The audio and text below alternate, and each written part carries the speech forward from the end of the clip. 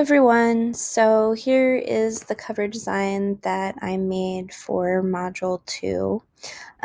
What I wanted to do with this was kind of play off the idea of creativity and all of the different things that you can do with Photoshop. And so I tried to take some of the tools that we were practicing in this module and apply them to a couple different images in order to really show that sort of imagination that you can play around with and fully explore through Photoshop. And I also really liked the idea of the city still being incorporated, and so that's sort of what the background photo is inspiration for, is that sort of idea of you're in the city and imagining, the world that you can create around you. And so I really liked the idea of doing that and having all of the images sort of spread out on the glass around, this individual who is dreaming them up.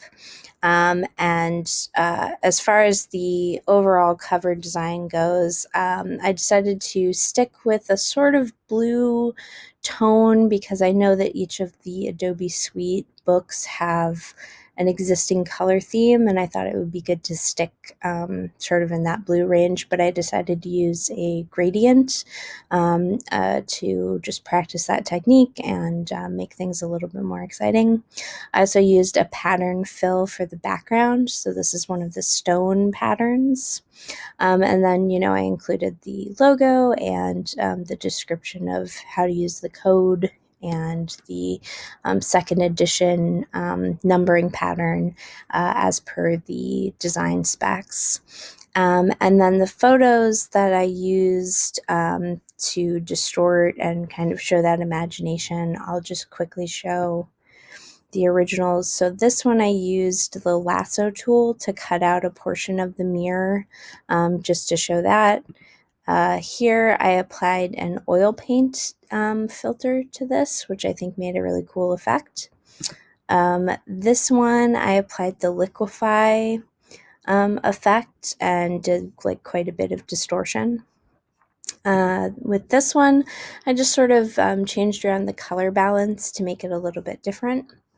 And then this one I actually used the Solarize filter, which ended up creating quite an interesting result. And then here's the original photo. So I'll go ahead and zoom in. So here is the oil paint technique, which I thought looked really cool on this photo of the sort of the rock patterns being turned into the brush strokes.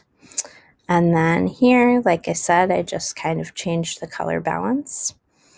Over here, I cut out part of the mirror and left some in to show that it's, a process that you can do in Photoshop. Here was the liquefy technique, and I used quite a bit of distortion on it. And then here's the Solarize effect, which I thought was really unexpected and interesting and different.